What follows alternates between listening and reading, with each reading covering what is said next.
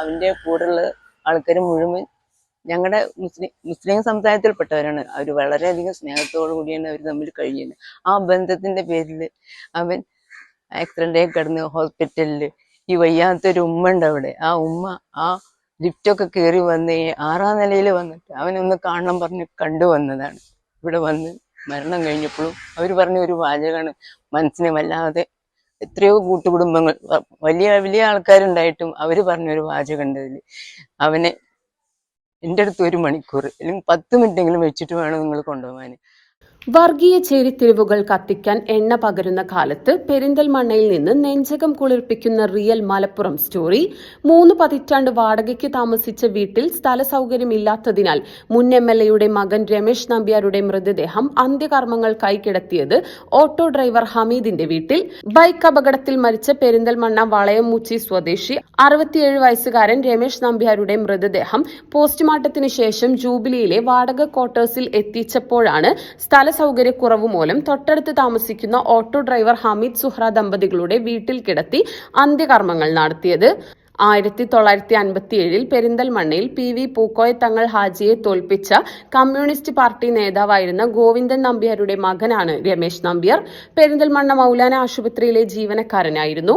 Perinthalmanna government ഹൈസ്കൂളിൽ 9ാം class വിദ്യാർത്ഥിയായിരിക്കെ അടിയന്തരാവസ്ഥയ്ക്കെതിരെ പഠിപ്പ് മുടക്കി പ്രകടനം നടത്തിയതിന് 1 മാസത്തോളം പെരിന്തൽമണ്ണ ജയിലിൽ തടവിൽ കിടന്നിട്ടുണ്ട്.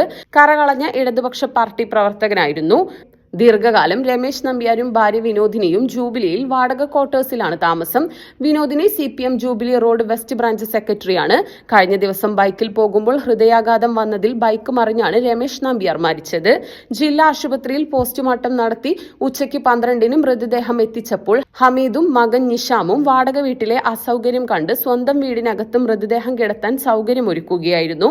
ആചാരപ്രകാരമുള്ള മുഴുവൻ അന്ത്യകർമ്മങ്ങളും ഹമീദിന്റെ വീട്ടിൽ വെച്ച് നടത്തിയ ശേഷമാണ് പെരിന്തൽമണ്ണ നഗരസഭയുടെ വൈദ്യുതി ശ്മശാനത്തിലേക്ക് 2 മണിക്ക് ശേഷം മൃതദേഹം കൊണ്ടുപോയത്. ഞങ്ങളുടെ ആങ്ങളെയാണ്, അനിയനാണ്. അവൻ തീരെ തീരെ ഞങ്ങൾ പ്രതീക്ഷിക്കാത്ത ഒരു മരണമാണ് അവനുണ്ടായത്.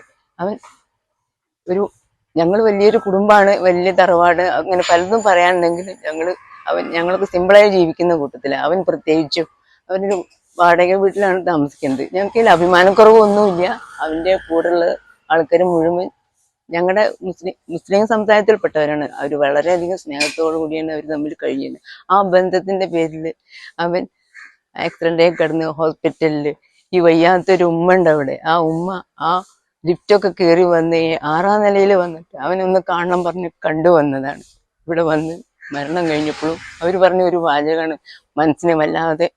എത്രയോ കൂട്ടുകുടുംബങ്ങൾ വലിയ വലിയ ആൾക്കാരുണ്ടായിട്ടും അവർ പറഞ്ഞൊരു വാചകം ഉണ്ട് അതിൽ, അവനെ എൻ്റെ അടുത്ത് 1 മണിക്കൂർ അല്ലെങ്കിൽ 10 മിനിറ്റെങ്കിലും വെച്ചിട്ട് വേണം നിങ്ങൾ കൊണ്ടുപോകാൻ.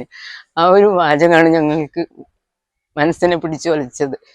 കാരണം അങ്ങനെ പറയുന്ന ഒരു മനുഷ്യൻ ഈ മലപ്പുറം ജില്ലയിൽ ഒരു മുസ്ലിം ഒരു മുസ്ലിം വയസ്സായ ഒരു സ്ത്രീയാണ്. അവർ ഞങ്ങളുടെ അമ്മയുടെ പ്രായമുള്ളൂ. അവരത് പറഞ്ഞതിന് നന്ദി സ്നേഹപൂർവ്വം പറഞ്ഞാണ്. അവൻ്റെ എന്നും അവരുടെ ഒപ്പുണ്ടായിരുന്നതാണ് ആ ഉമ്മയും ആ കുടുംബവും. അവർക്ക് ഒരു മകന് 3 കുട്ടികളുണ്ട്. ആ കുട്ടികളെ ഇവനെ മാമ വിളിക്കെങ്കിലും അച്ഛൻ്റെ അതേ വികാരത്തോടുകൂടിയാണ് അവർ തമ്മിൽ ഇപ്പോഴും അവരിവിടെ ഉണ്ട്. അവർക്ക് വേണ്ട സഹായം മുഴുവൻ ചെയ്തു കൊടുത്തത് ഞങ്ങൾ വളരെ നന്ദി, വളരെ വളരെ ആത്മാർത്ഥമായിട്ടാണ് നന്ദി പറയുന്നത്. മൃതദേഹം മെഡിക്കൽ വിദ്യാർത്ഥികൾക്ക് പഠനത്തിന് നൽകണമെന്നായിരുന്നു രമേശ് നമ്പ്യാരുടെ ആഗ്രഹം. എന്നാൽ അപകടത്തിൽപ്പെട്ട് മരിച്ചതിനാൽ പോസ്റ്റ്മോർട്ടം നടത്തുന്നതുകൊണ്ട് പഠനാവശ്യത്തിന് മൃതദേഹം ഏറ്റെടുക്കാൻ കഴിഞ്ഞില്ല.